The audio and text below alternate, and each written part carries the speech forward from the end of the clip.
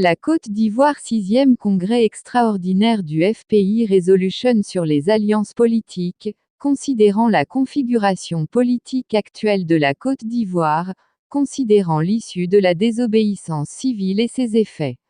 Considérant le traitement réservé au FPI lors des élections législatives de mars 2021, considérant les démarches initiées par le président du parti, en vue de rapprocher le FPI des autres forces politiques. Considérant la totale adhésion des militants et sympathisants du FPI à cette politique de rapprochement, considérant l'entière disponibilité de certains groupements politiques face aux perspectives d'une alliance avec le FPI.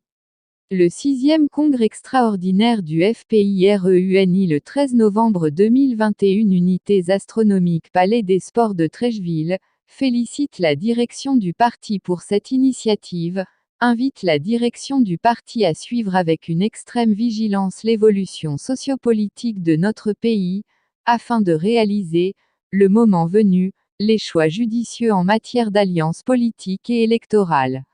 Merci. La Côte d'Ivoire. Les gens n'ont aucune crainte des morts. PFF. La tombe de Linerd GROGUHET vandalisée après la récente perte de notre père, le patriarche Léonard Nioleba Groguet. Nous sommes au regret d'annoncer que sa tombe a été vandalisée vendredi dernier au cimetière de Williamsville. Des objets de grande valeur sentimentale, notamment la couronne mortuaire offerte par le président de la République et son épouse, voire photos, et celle offerte par les enfants ont été dérobées.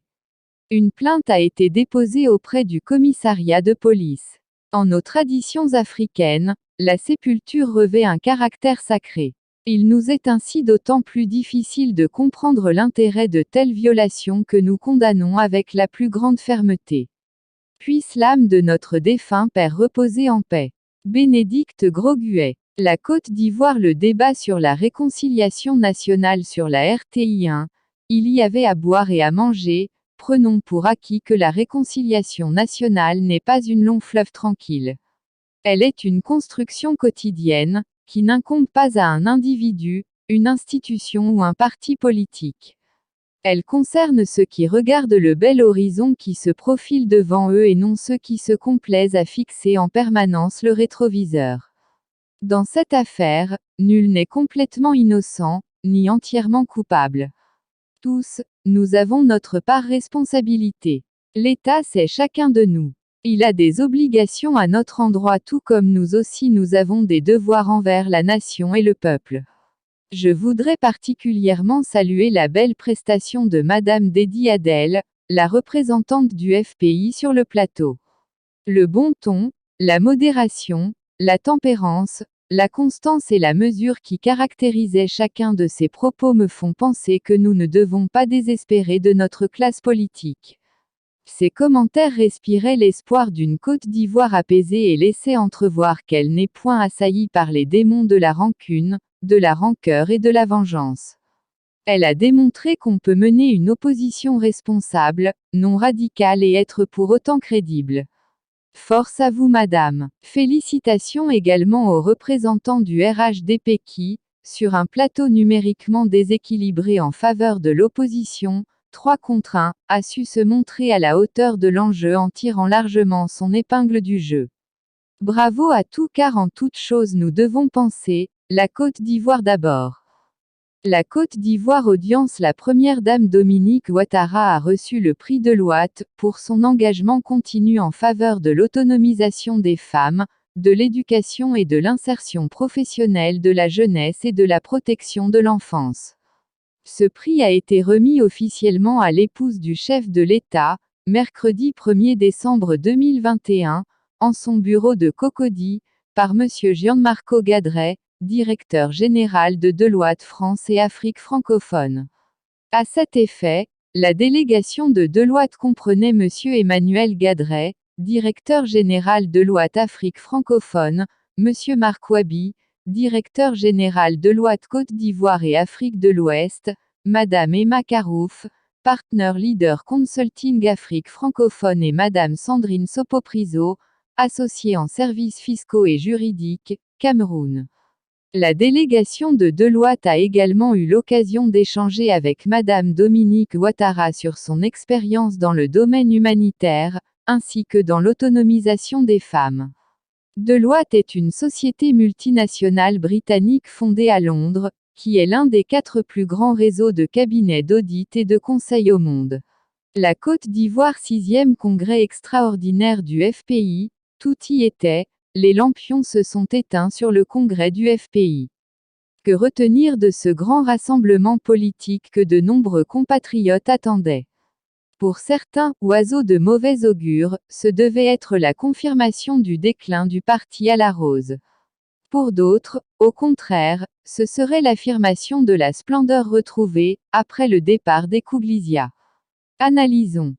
Dans la forme A, la mobilisation. Le palais des sports était plein à craquer, à l'intérieur comme à l'extérieur. Les observateurs estiment à 15 000 le nombre de congressistes. Réussir un tel pari pour un parti d'opposition désargenté et tourmenté par ses crises internes est tout simplement exceptionnel. Sur plus de 20 vice-présidents que compte le parti, seuls 2 ont rejoint le PPACI. Les ministres Christine Adjobi, Como et Augustin, Yapo Atse Benjamin et bien d'autres sont restés fidèles au FPI et non à un individu. B. Le discours du président. La ligne du parti, l'idéologie et les alliances politiques. Tout a été clairement et précisément défini. Les militants savent d'où ils viennent, ce qu'ils ont traversé et où ils vont. C'est ce qu'on attend d'un discours tenu à l'occasion d'un congrès d'un grand parti qui se veut conquérant.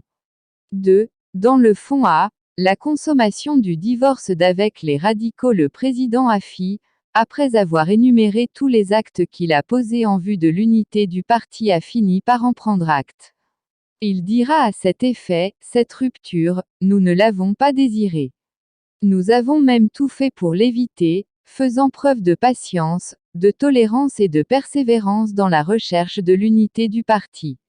La rupture nous a été imposée. Nous en avons finalement pris acte. En définitive, je le dis avec sincérité et sans tristesse, cette rupture est une libération, un soulagement, une salutaire clarification, j'ajouterais même une double victoire, victoire idéologique, victoire de l'intelligence stratégique. B.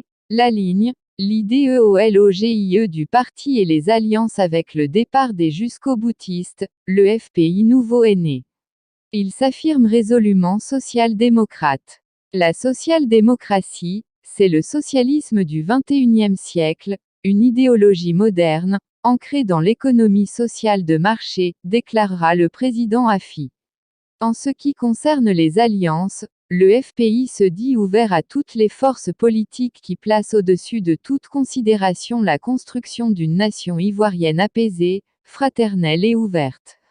À cet égard, le président Afi a lancé un appel à une recomposition du paysage politique sur une base claire et exclusive, défendre l'intérêt de la Côte d'Ivoire, bâtir un partenariat politique autour de la réconciliation nationale, de la cohésion sociale et de la démocratie, condition de la stabilité politique et du progrès. Cela signifie que dans ces combats à venir, le FPI n'y ira plus seul au risque de demeurer isolé. C'est l'union qui fait la force. La bipolarisation de l'espace politique ivoirien se dessine, à l'image des confrontations électorales aux USA entre les démocrates et les républicains. Elle est nécessaire pour permettre aux Ivoiriens de choisir entre les forces du progrès inclusif, d'un côté, et les forces obscurantistes de la haine, des ressentiments et de la rancune, d'un autre côté. La Côte d'Ivoire Bouaké, les étudiants rendent un hommage à Kwaku José Hermine, violé et tué après la terrible nouvelle qui a secoué la ville de Bouaké, marquée par le meurtre brutal de la jeune étudiante Kwaku José Hermine de l'université de Bouaké. Ses camarades étudiants ont marché hier pour lui rendre hommage. La Côte d'Ivoire. Un bébé Eliora retrouvé. Vous étiez plus de 2000 à partager spontanément l'annonce de la disparition de la petite Eliora Eno. Elle a été retrouvée ce matin à la cathédrale Saint-André de Yopougon. En effet, une bonne âme l'a recueillie hier, a pris soin d'elle et l'a déposée ce matin en ce lieu. La famille de Eno Eliora vous dit merci. Merci infiniment à tous pour vos prières, messages, appels et partages. La Côte d'Ivoire. Revue de presse. Côte d'Ivoire, un pasteur meurt calciné dans un incendie. Comment Gbagbo prépare les futures élections?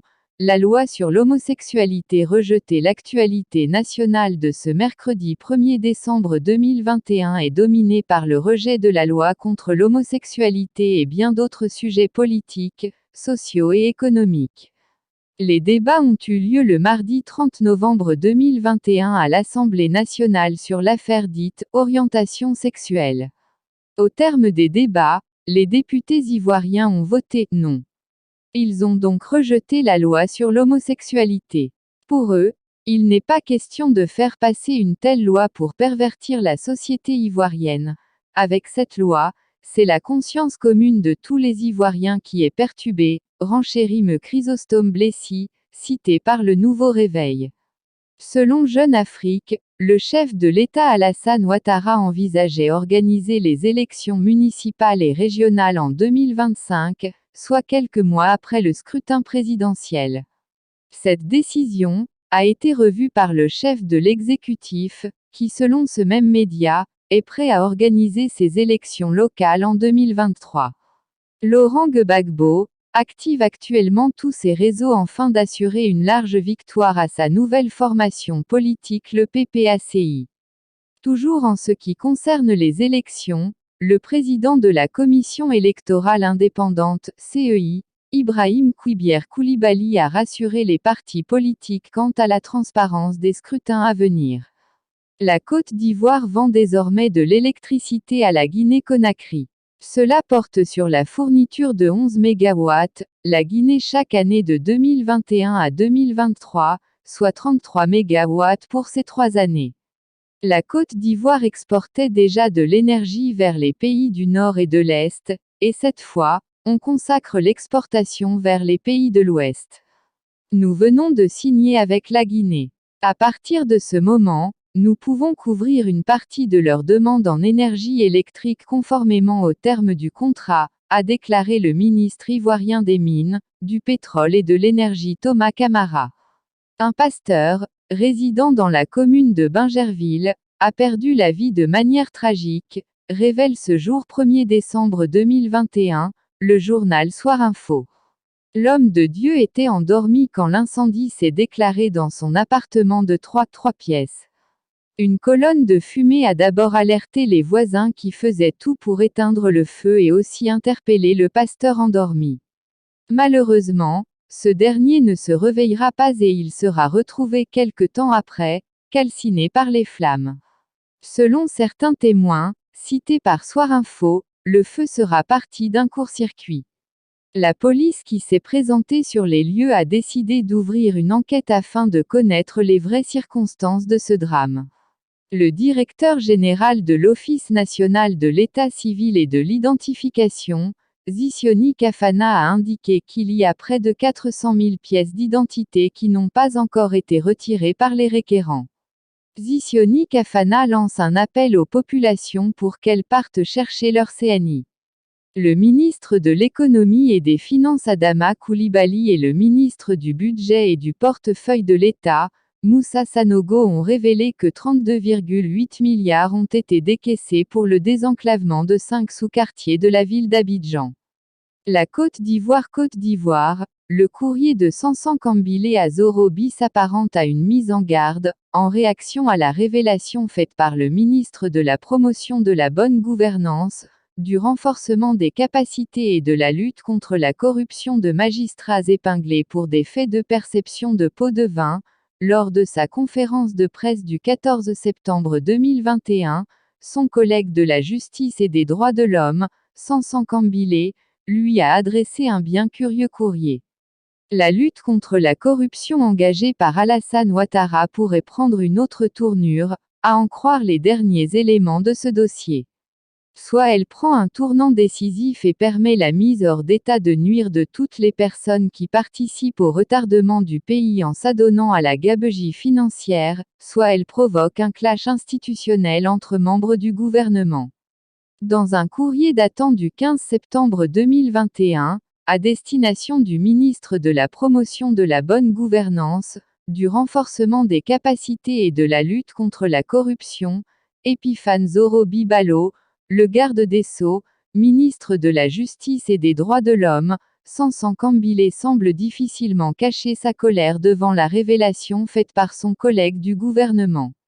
En effet, lors de la conférence presse qu'il a animée le 14 septembre, Epiphane Zoro-Bibalo avait fait état de la corruption à une proportion inquiétante dans le système judiciaire ivoirien. Il est fait état du paiement de pots de vin moyennant d'abandon de poursuite ou de prononciation de peines beaucoup plus légères. Cette sortie du policier, de la lutte contre la corruption venait confirmer les nombreux rapports internationaux sur la corruption et la forte ingérence de l'exécutif qui gangrène le système judiciaire ivoirien. Dans son courrier qui a un parfum de mise en garde, le ministre de la Justice demande, au regard de la délicatesse de la gestion des questions touchant aux magistrats, qui conformément au principe de la séparation des pouvoirs, prévu par la Constitution, de porter les cas de corruption à sa connaissance et que ce dernier ne fasse pas de déclaration publique sur l'affaire. La lutte contre la corruption engagée par Alassane Ouattara pourrait prendre une autre tournure, à en croire les derniers éléments de ce dossier.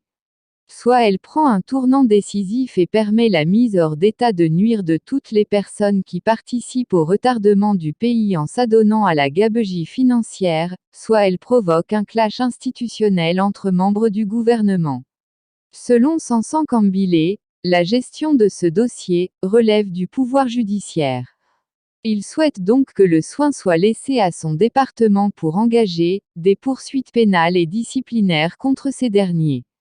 La curiosité dans l'affaire, c'est que le ministre de la Justice ne se rend pas compte que par ce courrier et les injonctions qui y sont mentionnées, il est en train d'empiéter sur le travail de son collègue de la promotion de la bonne gouvernance, du renforcement des capacités et de la lutte contre la corruption.